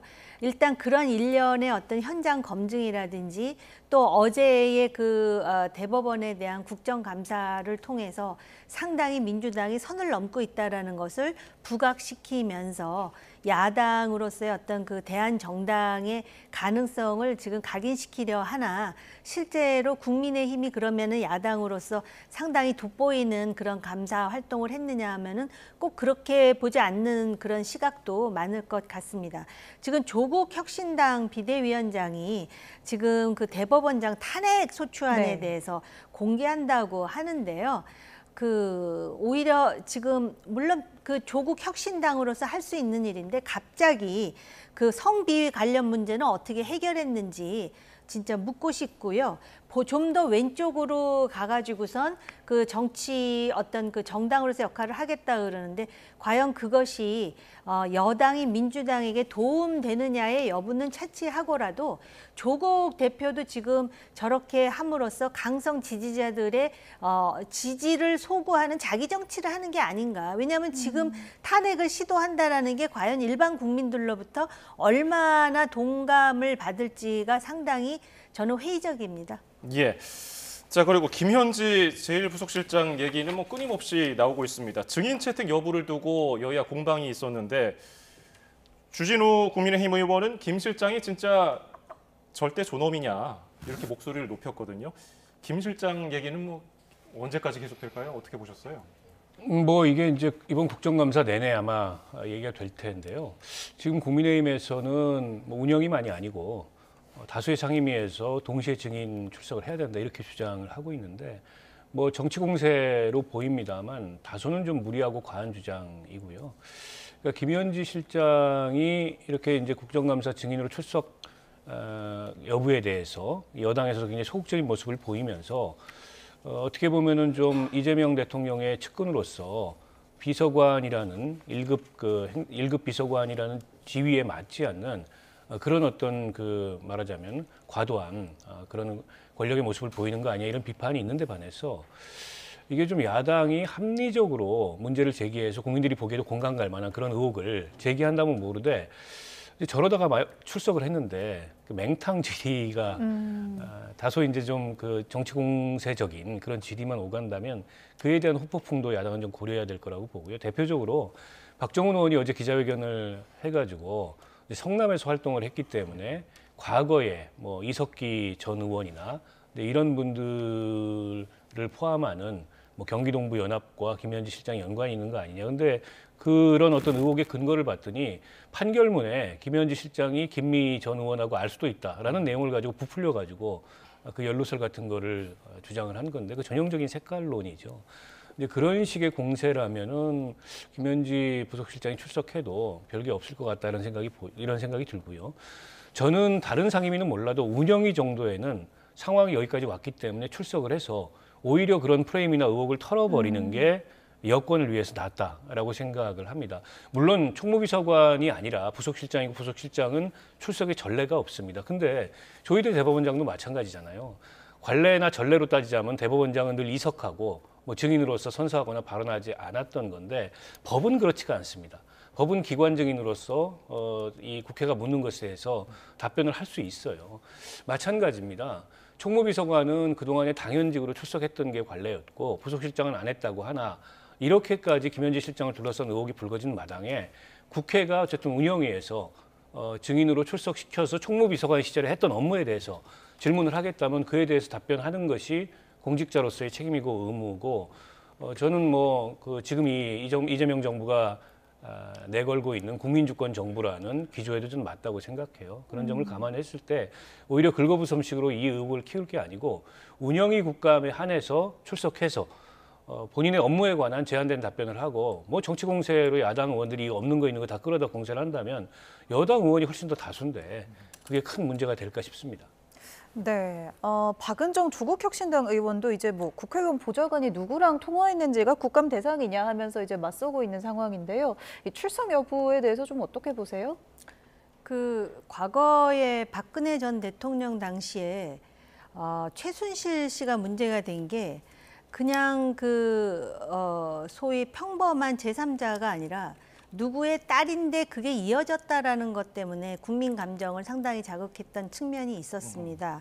마찬가지로 국회의원 보좌관이 누구랑 통화했기 때문에 국감 대상인 것이 아니라 김현지 부속실장이기 때문에 문제가 될 수도 있는 것이고 이게 지금 아까 박 의원님께서 국민의힘이 합리적으로 문제 제기를 해야 된다라고 말씀하셨지만 합리적으로 문제 제기를 하든 합리적이지 않게 문제 제기를 하든 김현지 부속실장 당사자에게는 상당한 딜레마가 될 수밖에 없는 것입니다. 그렇기 때문에 지금 운영위조차도 나오지 못하고 있는 것이 아닌가. 그리고 홍준표 전 대구시장이 이재명 정권의 아킬레스건이라고 했는데 지금 이러한 공세에 대해서 오히려 민주당 쪽의 대응이 상당히 수세적일 뿐만 아니라 반격이 없다라는 점에서 아마 국민의힘으로서는 국민의힘이 구가할 수 있는 무기 중에 최고의 무기가 될 것이다라는 판단도 하지 않을까 생각합니다. 그래서 이것이 결국 본인이 나오든 나오지 않든 제가 볼 때 이 문제는 한 번에 시원하게 해소되지 않는다면 이재명 정부 5년을 내내 괴롭힐 수도 있고 따라서 박은정 조국혁신당 의원이 국회의원 보좌관이 누구랑 통화했는지가 국감 대상이냐라고 아무리 주장을 해도 국민들이 관심을 가지고 있고 국민들이 의혹을 가지고 있으면은 이거를 풀어주지 않는 한 계속해서 국감 대상이 될 수밖에 없다라고 보여집니다. 예. 자, 끝으로 부동산 얘기를 해볼까요? 이재명 정부 들어서 벌써 3번째 부동산 대책이 나왔는데 야당에서는 문재인 정부 시즌2라면서 혹평을 했거든요. 어떻게 보셨습니까? 그러니까 오늘 대책의 골자를 보면 어쨌든 투기 과열 지구를 확대 지적을 하고 그다음에 이제 주택담보대출의 대출 한도를 조금 더 옥죄는 그러니까 이제 규제책이 발표됐다고 볼 수 있겠죠. 근데 지난 그 6월 27일에 1차 대책이나 또 9월 7일에 2차 대책이나 그런 규제와 공급 대책을 다 발표했습니다만 시장에서 계속 과열 현상이 일어나고 있기 때문에 이번 대책을 또 발표를 했는데 어쨌든 이 규제책이 단기간에는 효과를 발휘할 수 있다고 봅니다. 그러나 문재인 정부 시절의 부동산 정책의 실패를 되돌아본다면 과연 이렇게 이제 이 금융 정책 등을 통해서 혹은 조세 정책 등을 통해서 이제 시장을 규제하겠다라는 정책이 얼마나 효과를 가져올 수 있을지에 대해서는 좀 되돌아봐야 될 것 같고요. 저는 무엇보다 부동산 정책은 일관성이 굉장히 중요하다고 생각합니다. 그러니까 이게 정부가 하다 안 되면 이 정책 저 정책 다 써보다가 나중에 이제 길을 잃는 경우들이 많거든요. 근데 그렇게 되지 않아야 된다고 생각을 하고 무엇보다 실수요자들이 느낄 수 있는 박탈감이 굉장히 클 것 같아요. 그러니까 실수요자들은 투기 세력이 아닌데 근데 이분들은 과거에 비해서 어쨌든 뭐 대출 규제나 이런 것들을 통해서 DSR 규제나 이런 것들을 통해서 집을 사기가 더 어려워지니까 이게 사다리 걷어차기 아니냐. 특히 이제 좀 젊은 청년들 같은 경우에는 그런 박탈감 같은 걸 느낄 수 있어서 이제 그런 거를 정부가 좀 세심하게 관리할 필요가 있고 어쨌든 부동산 정책은 일종의 화약고 같은 겁니다. 이게 잘못 건드리면은 정권에 대한 신뢰에 그 치명적인 영향을 줄 수 있기 때문에 그런 점을 충분히 저는 의식해야 된다고 봅니다. 네, 이렇게 한층 더 강력해진 대책이잖아요. 더불어민주당은 좀 급등하는 부동산 가격 잡을 거다 이렇게 좀 의견을 낸 것 같은데 집값 좀 잡힐까요? 어떻게 보세요? 단기적으로 보면 잡히는 듯 보이겠지만 결국은 이제 그 잡을 수 없을 것 같고요. 벌써 세 번째잖아요. 정부 출범한 지 반년도 안 됐습니다. 그러다 보니까 문재인 시리즈 2탄이냐 3탄이냐 이제 이런 그 조롱까지 나오는데요. 공급 대책이 좀 더 구체적이어야 되고요. 지금 수도권에만 몰려있는 부동산 수요에 대해서 그리고 지방에는 미분양도 꽤 있습니다. 그래서 이런 공급 대책을 세울 때 단순히 아파트만 짓는 것으로 만족하지 않아요. 지금 수도권에도 강남이냐 강북이냐에 따라서 상대적 박탈감을 자극하는 사회 구조로 되어 있지 않습니까? 그렇기 때문에 인프라라든지 저곳에 가면 나의 삶의 질이 상승될 수 있어라는 기대감을 줄 수 있는 매력적인 대안이 나와야 되는데 제가 볼 때 이재명 정부는 좀 할 수 있을 것 같았는데 결국 비슷한 얘기만 계속하고 더군다나 뭐 보유세라든지 거래세 얘기가 나와요. 근데 원래 세금 정책은 안 하겠다 그래 놓고 지금 너무 급하니까 그런 얘기까지 나오니까 아까 말씀하신 대로 저 일관성이 없는 거 아니야? 이런 지적도 나올 수가 있고요. 지금 뭐 거기다가 그 대출 규제 해갖고 4억 2억 하잖아요. 그러면 진짜 실수요자는 그것 때문에 압박을 받는데 갭 투자를 하겠다라는 투기꾼 입장에서는 그 2억을 전세 세입자들의 전세 보증금으로 벌충할 거예요. 이게 시장 논리거든요. 그러니까 우선 공급에 대해서 좀 구체화시키고요. 그런다 그래서 사람들이 안 삽니까? 저렇게 막아놓으면 지금 당장 안 사면 우리 큰일 나겠다 싶어가지고 심리적으로 더 살려고 하다 보면 집값이 올라가는 그 이치를 왜 모르고 시행착오를 겪었는데 왜 똑같은 시행착오를 정부 초기부터 하는지 이해가 안 갑니다. 예. 그러면 이번 대책이 중도, 수도권, 청년층, 스윙보터라고 지칭하는 그 부분인데 내년 지방선거에 영향을 미칠까 어떻게 전망하십니까? 글쎄 아직 뭐 시간이 꽤 남았기 때문에 이 부동산 대책의 효과가 어떻게 발휘되는지 그리고 정부가 이제 공급 대책을 안 갖고 있는 건 아니고 공급 대책도 발표를 했었습니다. 근데 그게 조기에 공급이 이루어지지 않음으로 인해서 체감이 되지 않는 측면이 있는 거죠. 그러나 이제 역대 정부들의 부동산 정책에 여러 가지 이제 반면 교사가 있지 않습니까? 그걸 감안한다면 부동산 정책이 그런 수도권의 중수청 특히 이 민심에 미칠 영향이나 내년 지방선거에 미칠 영향을 세심히 좀 관리해야 된다라는 생각이 들고요. 대통령께서 엊그제 그런 말씀을 하셨어요. 부동산 어쨌든 이거 나중에 가서 일본처럼 된다. 예. 거품 이 버블이 붕괴될 수도 있다. 그리고 부동산 시장에 과열돼서 몰리고 있는 유동성을 좀 주식시장으로, 그러니까 생산적인 어떤 금융시장으로, 자본시장으로 빼야 된다 이런 말씀을 하셨는데 그게 이제 구체적으로 어떤 대책으로 나올지 그리고 그게 얼마나 효과를 발휘할지 그리고 이어서 대통령실 정책실장이 부동산에 대한 새로운 감독기구를 만들겠다라고 얘기를 했는데 그 감독기구가 구체적으로 어떻게 설계되고 어떤 실효성 있는 감독 정책이 나올지 이런 것들을 좀 종합적으로 지켜봐야 될 것 같습니다. 네, 이렇게 좀 부동산 대책이 나오면서 이제 집값이 좀 잡힐지, 중도층 여론 좀 어떻게 바뀔지, 내년 지방선거 때까지 좀 어떻게 전망하십니까? 제가 보수 쪽 진영에 있어서가 아니라요.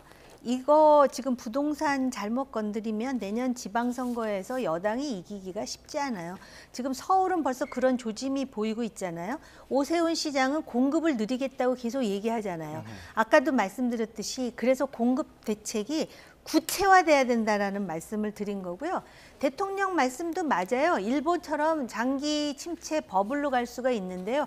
그것도 꽤 오랜 시간에 걸쳐 갈 거거든요. 근데 지금 국민들은 단기적으로 이게 압박감을 느끼는 거거든요. 그렇기 때문에 다른 곳으로 물론 부동산에 몰려있는 그 시선이 옮겨져야 되겠지만 그거 이전에 구체적으로 부동산과 관련해가지고 묘안을 제시하지 않으면 상당히 지방선거에 어려워질 수 있다, 정부가. 그런 생각도 듭니다. 예, 오늘 말씀은 여기서 줄이죠. 박원석 전 의원, 정호김 전 새누리당 의원이었습니다. 네, 감사합니다. 고맙습니다.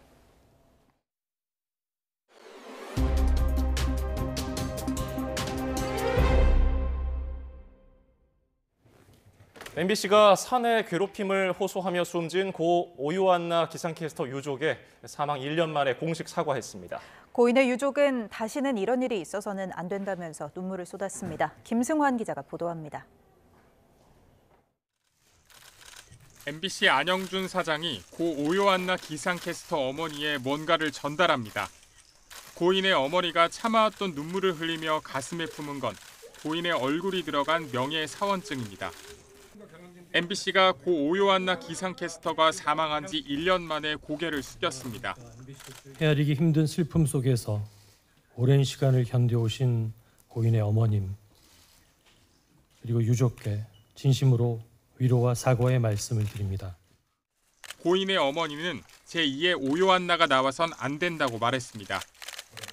우리 딸이 억울한 죽음의 이후 투쟁을 거치면서 얻어낸 결과는 또다시 알맹이가 없는 선언으로 그쳐서는 안 된다고 생각합니다. 앞서 고용노동부는 특별근로감독 결과 괴롭힘 행위가 있었다고 결론지었지만 고인이 계약직이라 직장 내 괴롭힘 규정을 적용할 수 없다고 판단했습니다. 이후 고인의 어머니는 MBC에 사과와 재발 방지 대책을 요구하며 28일 동안 단식 농성을 벌였다가 이번에 회사와 합의한 겁니다. 합의 내용에는 계약직인 기상캐스터를 폐지한 뒤 정규직을 신설하고 사내에 고인의 추모 공간을 마련하는 내용 등이 담겼습니다. MBC 뉴스에서 그 날씨와 관련된 보도는 기상기후 전문가가 맡아서 지금의 형태로는 하지 않을 예정입니다. 대국민 기자회견 자리에서 재발방지 대책 그리고 제도 개선 그 방안을 마련해서 발표한다라고 했는데 사실 그에 대한 내용은 너무 조금 구체적이지 않은 것 같다는. 현재 유족은 고인이 괴롭힘 가해자로 지목한 기상캐스터를 상대로 민사소송을 진행 중입니다. YTN 김승환입니다. 비구름이 유입되면서 수도권과 충청, 남부 북부 곳곳에 산발적으로 비가 내리고 있습니다. 점차 그 밖에 전국으로 비가 확대된 뒤 내일 오전에 대부분 그치겠는데요. 다만 영남과 제주도는 오후까지, 영동과 경북 동해안은 모레 오전까지 오락가락 비가 이어지는 곳이 있겠습니다. 영동과 충청 이남에는 최고 60에서 70mm로 가을비치고 많은 비가 내리겠고 수도권은 10에서 40mm의 비가 예상됩니다. 모레 밤부터 주말 오전 사이 또다시 전국에 비가 오겠고 영동은 휴일까지 길게 비가 이어지겠습니다. 또 비가 그친 뒤 찬 공기가 유입되면서 휴일부터는 이른 추위가 찾아올 전망입니다. 날씨 정보였습니다.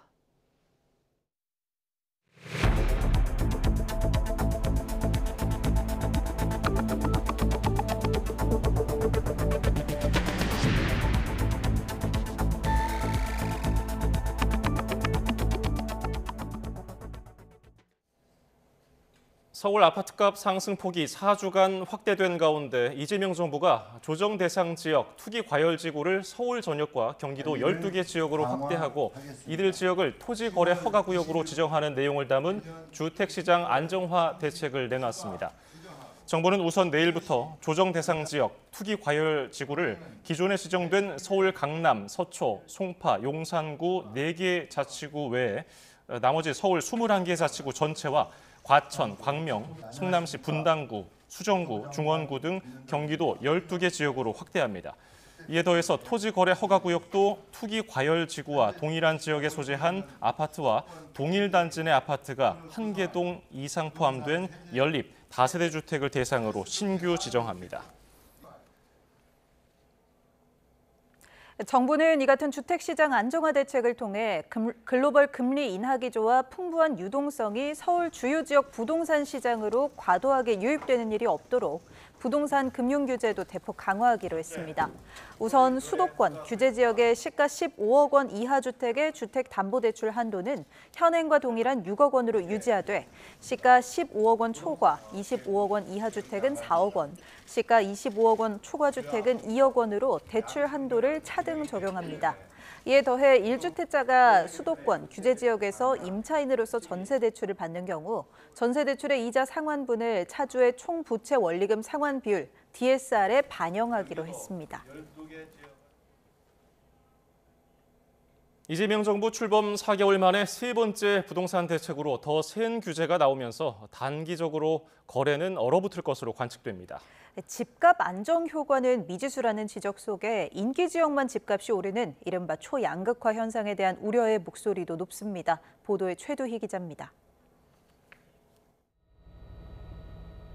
이재명 정부의 세 번째 부동산 대책 핵심은 규제 중심의 강력한 수요 억제입니다.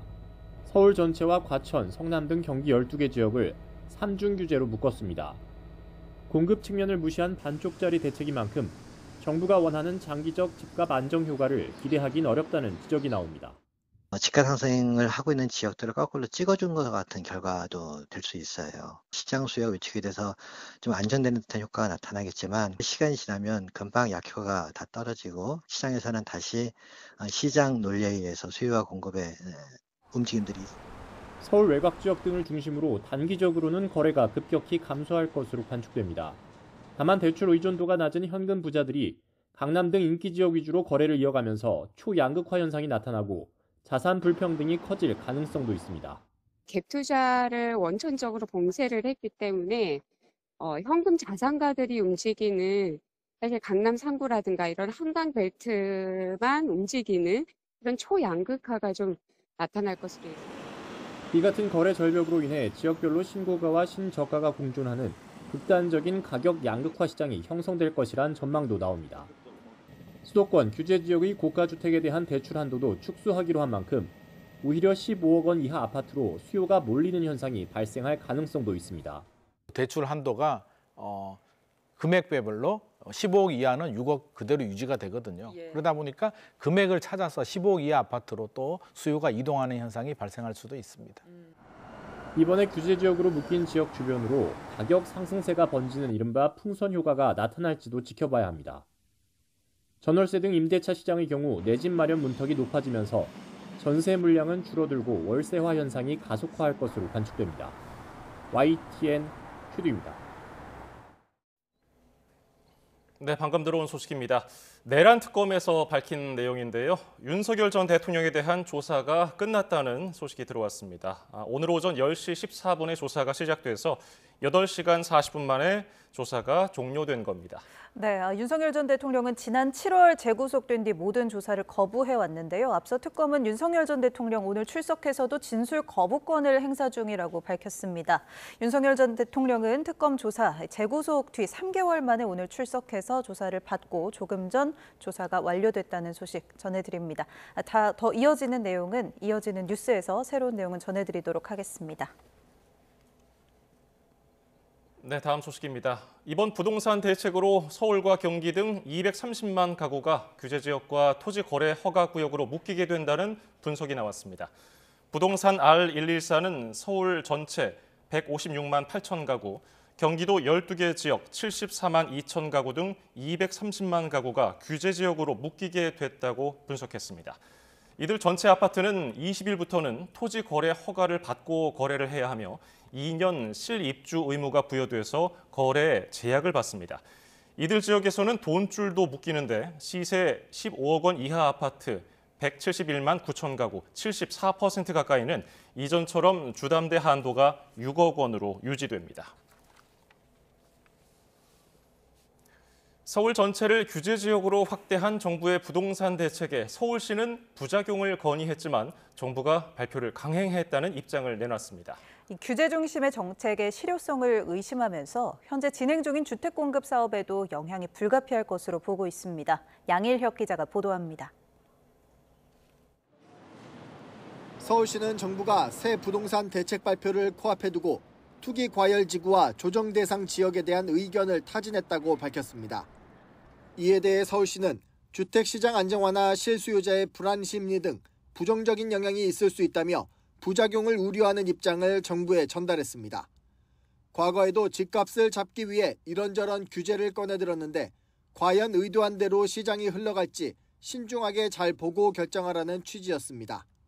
정부의 이런 정책이 집값 안정화에 영향을 못 미칠 거라며 간접적으로 반대 의견을 피력한 겁니다. 정부의 새 부동산 대책이 나오자 서울시는 서울 모든 지역을 토지거래 허가제로 지정하는 건 자유경제 시장 원리에 반하는 반시장적인 요소가 있다면서 반대 입장을 분명히 했습니다. 다만 투기과열지구와 조정대상 지역의 경우 현재 주택가격 상승률이 물가 상승률보다 높다며 어느 정도 필요성은 인정했습니다. 충분한 공급을 통해 수요가 활발하게 이루어지고 이를 통해 적정 수준에서 집값이 형성되면 주택시장이 안정화될 거라는 게 서울시의 입장. 규제를 통해 수요를 억눌러 집값을 잡겠다는 정부 방침과는 정반대입니다. 강남, 서초 이 지역에 재건축이 빠른 속도로 이루어질 수 있도록 함으로써 집값 급등의 진원지인 강남 그리고 한강 벨트의 집값을 잡겠다는.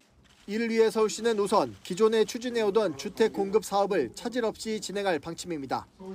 당장 대치동 대치현대아파트와 고덕동 고덕아남아파트를 친환경 주거단지로 탈바꿈하는 리모델링 사업 계획안을 통과시키고 서울 자양동 노후주거지를 최고 49층 1030세대 아파트 단지로 재개발하는 신속통합기획을 확정했습니다.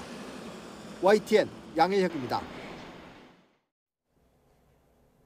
이재명 정부가 내놓은 세 번째 주택시장 안정화 대책을 놓고 여야는 엇갈린 반응을 내놨습니다. 국민의힘은 집값 상승으로 이어졌던 문재인 정부 시즌2라고 혹평했는데 더불어민주당은 정책 효과가 있을 거라면서도 비교적 신중한 분위기입니다. 박희재 기자가 보도합니다. 정부가 3차 부동산 대책을 발표한 지 90분 만에 국민의힘 장동혁 대표는 기자회견을 열어 청년과 서민이 살 집을 박탈했다며 주택 완박이라고 일갈했습니다. 좋은 집에 살고 싶은 꿈이 왜 투기고 내 집 마련을 위한 노력이 왜 비난받아야 하느냐며 수요를 때려잡아서는 절대 집값을 못 잡는다고 비판했습니다. 좌파 정권이 대책을 내놓을 때마다 부동산 가격이 오를 거라고도 경고했습니다. 또다시 부동산 폭등의 망령이 어른거리고 있습니다. 국민은 이미 부동산 정책의 끝을 알고 계십니다. 문재인 정권 시즌2입니다. 서울 전체가 규제구역으로 묶인 가운데 도봉을 지역구로 둔 30대 김재섭 의원은 이재명 대통령이 서울 부동산 시장에 계엄을 선포했다면서 청년들의 주거 사다리는 박살날 거라고 지적했습니다. 정부의 부동산 대책에 특별한 논평을 내지 않던 더불어민주당은 계엄을 운운한 이 말에 발끈 적반하장이라고 응수했습니다. 진짜 계엄에는 침묵하더니 자성이 없다면서 국민의힘이 말하는 시장은 투기 세력과 부자들만의 리그라고 비판했습니다. 민주당은 또 저렴한 양질의 공공주택을 지속적으로 공급하겠다며 올해 안에 세부 추진 계획을 확정하겠다고도 밝혔습니다. 어떻게 시장에서 반응하는지를 또 면밀하게 저희가 모니터링해서 그 이후에 또 어떻게 할 것인가에 대한 검토들이 정책에 대한 효과가 있을 것이다라고 저희는 지금 생각하고 있거든요. 네. 조국 혁신당은 억강 부약 정신이 담긴 세제 개편이 필요하다고 강조했고 개혁신당은 세금과 규제 일변도인 문재인 정부 2.0이라고 혹평했습니다. 부동산 정책이라는 초대형 이슈를 고리로 국민의힘은 정부와 여당을 압박하는 모습인데 민주당은 정책 효과를 기대하면서도 먼저 시장 반응을 살피겠다는 신중한 표정입니다. YTN 박희재입니다. 대통령실은 오늘 정부가 발표한 부동산 대책과 관련해 시장과 실수요자, 소비자의 반응을 지켜보겠다고 밝혔습니다. 강유정 대변인은 브리핑에서 부동산 대책에 대한 대통령실 입장을 묻는 말에 더 반응을 본 뒤 입장을 밝히는 게 좋지 않겠느냐며 이같이 말했습니다.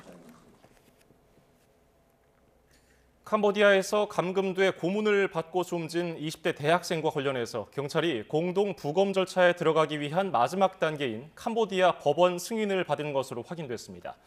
경찰 관계자는 오늘 YTN에 최근 캄보디아 법원의 공동 부검 승인을 받아 이제 현지 경찰과의 일정 협의 단계만 남았다고 밝혔습니다.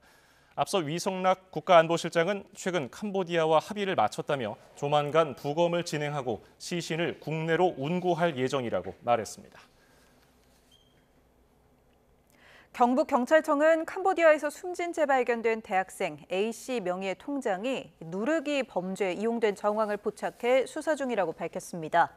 이 누르기는 통장 명의자나 모집책이 범죄 조직의 대포 통장을 판 뒤 돈이 입금되면 이를 몰래 가로채서 달아나는 수법을 말합니다. 경찰은 A씨가 캄보디아에 있는 기간에 국내에서 A씨 계좌의 돈을 찾아간 기록이 있는데 모집책이나 배후 조직이 누르기를 한 것으로 보고 있습니다. A씨는 자금 사고가 일어났다는 이유로 고문을 당하다 숨진 것으로 알려졌는데 범죄 조직이 누르기 당한 돈을 돌려놓으라며 고문한 것으로 추정됩니다. 위성락 국가안보실장은 캄보디아 당국에 검거된 우리 국적 범죄 혐의자들을 조속히 송환하는 데 우선순위를 두고 있다고 강조했습니다. 위 실장은 오늘 기자간담회에서 현재 캄보디아에 구금된 한국인은 63명으로 파악됐다며 이번 주말까지 송환이 이루어지도록 노력하겠다고 말했습니다. 이어서 캄보디아 신용사기, 이른바 스캠 산업에는 다양한 국적을 가진 20만 명 정도가 종사하고 있는 것으로 알려져 있다며 한국인의 경우 1,000명 남짓 속해 있는 것으로 보고 있다고 설명했습니다. 위 실장은 현지에 구금된 한국인들이 귀국 거부 의사를 표할 가능성에 대해서는 캄보디아 측이 범죄 혐의자로 보고 강제 출국을 시키는 것인 만큼 본인의 의사라는 게 있을 수 없다고 선을 그었습니다. 정부는 캄보디아에서 이른바 스캠 사기에 종사하는 한국인이 1,000명이나 되는 것으로 추산했습니다. 캄보디아 일부 지역의 여행을 금지하는 등 여행 경보를 격상하고 합동 대응팀을 현지로 급파했습니다. 홍선기 기자가 보도합니다. 정부는 캄보디아 안에서 온라인과 전화 등으로 사기 행각을 벌이는 이른바 스캠 일을 하는 한국인이 1,000명이나 되는 것으로 보고 있습니다. 한국인이 거기에 일하고 있는 숫자도 상당한 규모라고 알려져 있습니다.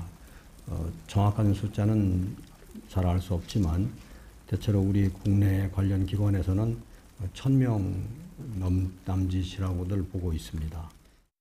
물론 1,000명이나 되는 한국인이 모두 납치나 감금 피해를 입고 있는 건 아닙니다. 그래도 외교부가 납치나 감금 신고를 한 한국인 가운데 안전을 확인하지 못한 80여 명보다 10배 넘게 많은 숫자입니다. 이 같은 심각한 상황을 고려해 정부 합동 대응팀은 꾸려진 지 하루 만에 현지로 출발했습니다. 외교부와 법무부를 비롯해 경찰청과 국정원까지 참여한 합동 대응팀은 도착 즉시 캄보디아 정부와 고위급 면담을 진행할 예정입니다. 현지에서 캄보디아 외교부, 내무부, 그리고 온라인 스캠 대응위 등을 방문하게 되고요. 고위급을 접촉함으로써 이번 사태의 해결 방안들을 보다 구체적이고 그리고 적극적으로 논의해 갈 예정입니다. 대응팀은 일단 현지 경찰에 체포된 우리 국민은 캄보디아 정부와 협의를 통해 이르면 이번 주말 안에 국내로 송환한다는 계획입니다. 또 지난 8월 현지에서 숨진 대학생 박모 씨의 부검과 국내 운구도 서두를 예정입니다. 우리 의료진이 참여하는 공동 부검도 어느 정도 합의가 끝난 상태입니다. 외교부는 현재 주 캄보디아 대사가 공석인 점을 고려해 지난해 중동 사태 당시 90명이 넘는 우리 국민 탈출을 지휘한 박일 전 주 레바논 대사를 푸놈펜에 보내기로 했습니다. 민주당도 정부 합동 대응팀을 측면 지원하기 위해 김병주 의원을 단장으로 하는 안전대책단을 현지에 급파했습니다. 정부는 취업 사기 감금 피해가 급증한 보코산 지역 등에 대해서는 여행을 금지하고 시아누크빌주는 출국을 권고하는 등 캄보디아 내의 여행 경보를 격상했습니다. YTN 홍성기입니다. 캄보디아 납치 감금 사태 경고 등은 이미 2년 전부터 울리고 있었습니다. 하지만 관계 당국의 외면 속에 범죄 피해는 빠르게 불어났고 대학생이 고문당해 숨지고 나서야 정부의 대응이 본격화됐습니다. 보도에 부정원 기자입니다. 캄보디아에서 한국인을 겨냥한 납치와 감금이 급증한 건 지난 2023년 무렵입니다. 그런데 작년, 재작년부터 갑자기 한국의 젊은 친구들이 저한테 전화가, 구조 요청 전화가 굉장히 많이 오더라고요. 매달 구조 요청만 수십 건에 이를 정도로 피해가 급증했지만 여기에 대응하기엔 현지 우리 경찰 인력이 턱없이 부족했습니다. 대사관에서도 이분들을 굉장히 적극적으로 도와주시고 있는데 물리적인 그런 인원이 충분하지가 않고 애초 한 명에 불과했던 경찰 영사는 지난해 10월과 지난달에 걸쳐 한 명씩 늘었을 뿐입니다. 이미 지난해 국정감사에서도 관련 경고가 나왔고 캄보디아 경찰 내에 코리안 데스크를 설치하고 경찰 주재관 대응 인력을 좀 정원 파견할 필요가 있다. 대책을 좀 마련해 보도록 하겠습니다. 당시 윤석열 정부도 적극적인 조치를 공언했지만 달라진 건 없었습니다. 외교부의 경찰 주재관 증원 요청마저 필요성이 적다는 이유로 묵살됐습니다. 동결하다 보니까 이걸 증원해주지 않았죠. 올해도 증원 요청이 있어서 그 증원 요청에 적극 응할 계획입니다. 정부가 사실상 손을 놓은 사이 실종자 가족들은 온라인 채팅방에서 도움을 호소하거나 교민사회와 민간단체에 구조 방법을 수소문해야 했습니다. 경찰 신고에도 해외 실종 사건은 수사권이 없다는 답변이 반복됐고 최근까지 관련 통계조차 없었습니다. 결국 20대 대학생이 고문 끝에 숨지고 2달이 넘게 시신조차 돌려받지 못하는 비극적인 일이 벌어진 뒤에야 정부는 현지에 대응팀을 급파했습니다. 범죄를 저지른 사람은 적극 단속을 하고 피해자가 있으면 신속히 구출하는 노력을 계속해 나가고자 합니다. 여론이 들끓고 대통령까지 나서서 총력 대응을 주문한 만큼 늦었지만 남아있는 피해자들이 무사히 송환될 수 있도록 전력을 다해야 한다는 지적이 나옵니다. YTN 부장원입니다. 윤석열 전 대통령이 외환죄 관련 조사를 받기 위해 조은석 특검팀에 출석했습니다. 지난 7월 재구속된 뒤에 처음으로 특검 조사에 응한 건데 조사실에서는 입을 굳게 다물었습니다. 임예진 기자입니다. 내란 특검 사무실에 있는 서울고검청사에 파란색 호송차가 들어섭니다. 윤석열 전 대통령이 재구속된 지 석 달 만에 다시 특검 조사를 받기로 한 겁니다. 내란 특검 조사는 3번째인데 이번엔 평양 무인기 의혹 등 외환죄 관련 질의가 이어졌습니다. 앞서 특검은 윤 전 대통령이 2차례 소환에 응하지 않자 지난 1일 재차 체포영장을 발부받아 강제 구인에 나설 계획이었습니다. 이에 따라 교도관이 영장 집행 계획을 알렸는데 윤 전 대통령이 출석 의사를 밝히면서 영장 집행 없이 조사가 이뤄졌습니다. 윤 전 대통령 측은 교도관에게 부담을 주지 않기 위해 세면도 못한 채 자진 출석했다면서도 이미 2차례 조사에서 충분히 입장을 밝혔다며 모든 질문에 진술을 거부했습니다. 그러면서 특검이 변호인과 일정 협의 없이 일방적으로 체포영장을 청구해 절차적 하자가 있다고 주장했습니다. 특검은 즉각 반발했습니다. 윤 전 대통령 측이 외환 혐의에 대해선 변호인 선임서를 내지 않았고 제출 계획을 물어봐도 답하지 않았던 겁니다.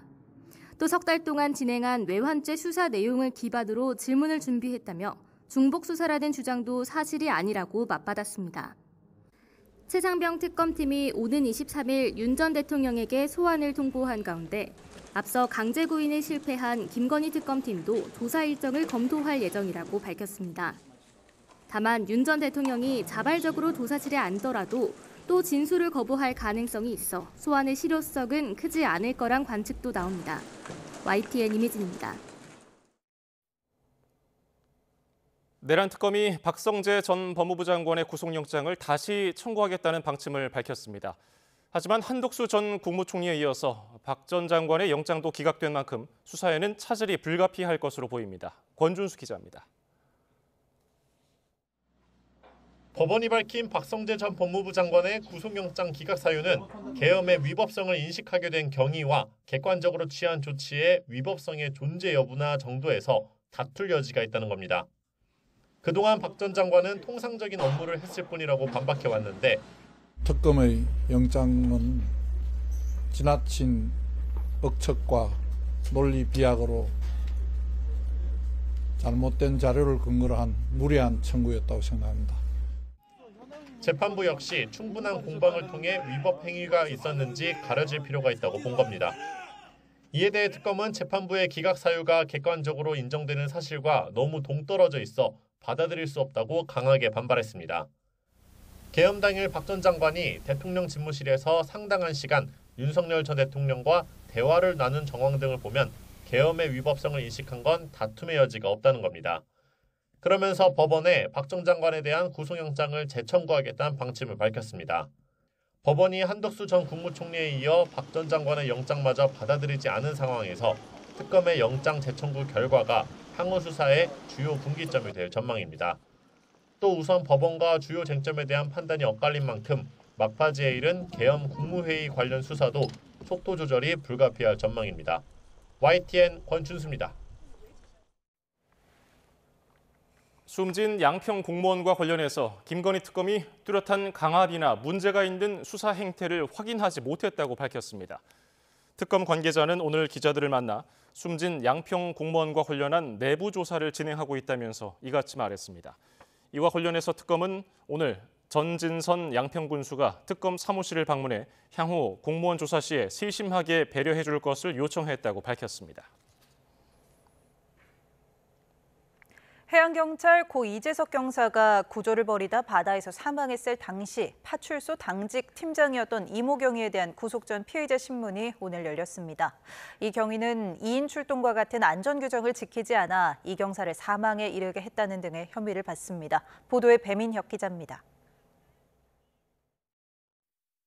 해경 구조대원이 바로 옆 노인에게 자신의 구명조끼를 벗어 입혀줍니다.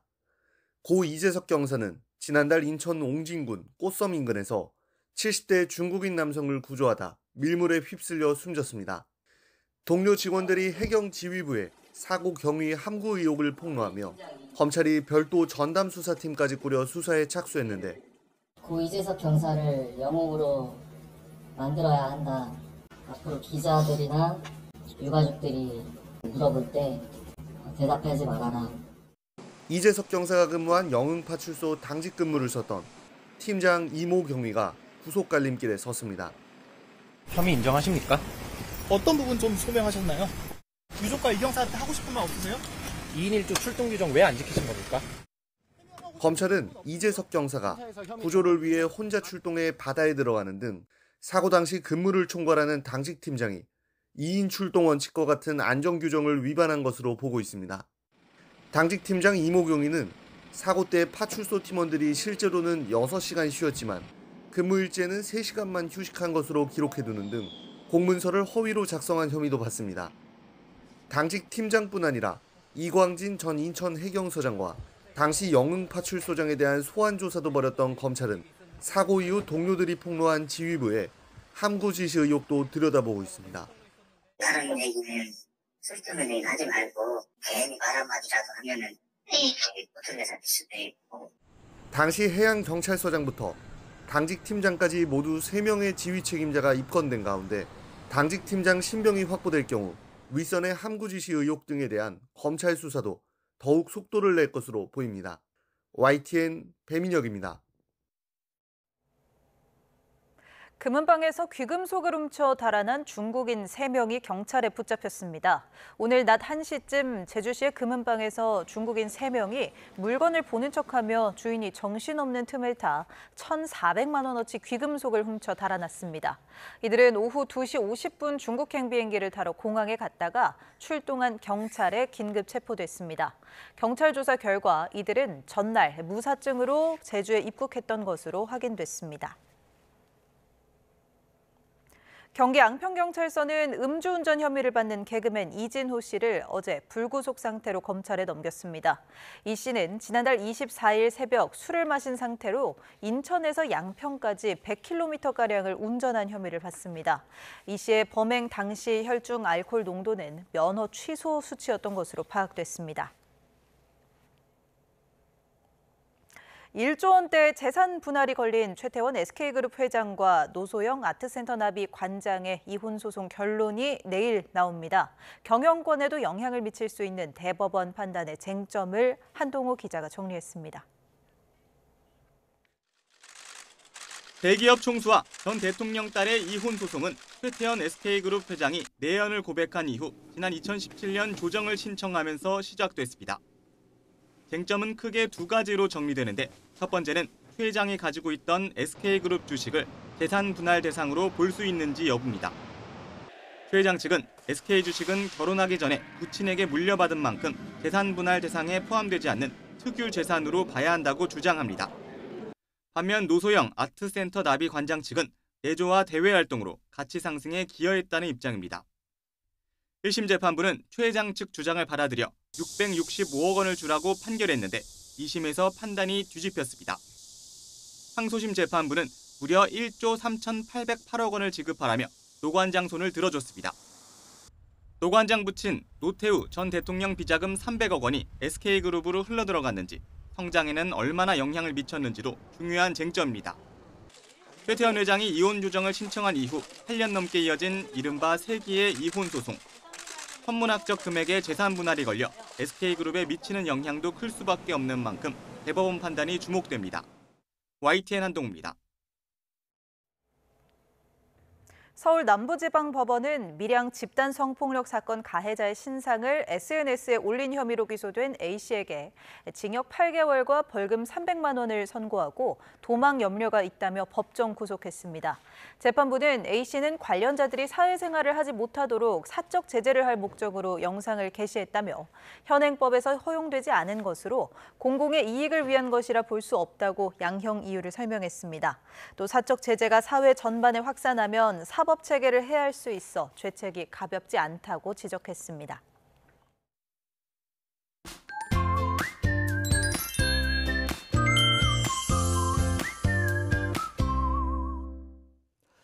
오늘은 잠시 맑은 하늘을 볼 수 있었습니다.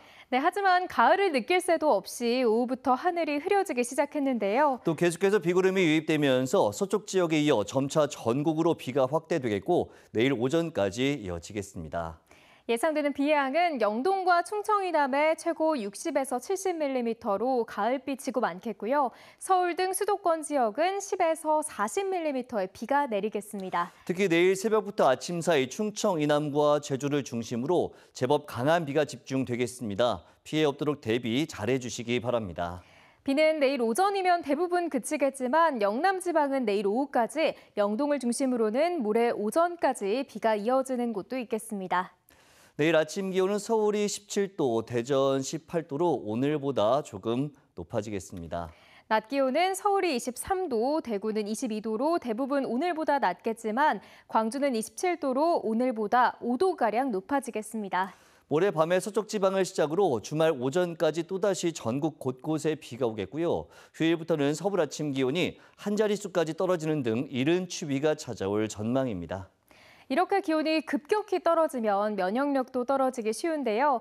이럴 때 비타민C를 섭취하면 도움이 되고요. 이와 함께 치즈나 김치 등 발효식품을 섭취하면 더 좋습니다. 그리고 면역세포를 활성화하는 비타민 D와 면역세포를 만드는 데 필수적인 아연, 면역력 지탱에 도움을 주는 단백질과 철분도 함께 섭취하면 더 좋습니다. 참고하시고 틈틈이 챙겨 드시기 바랍니다. 날씨 캔버스의 김수연, 윤수빈이었습니다. 뉴스플러스 마칩니다. 시청해주신 여러분 고맙습니다.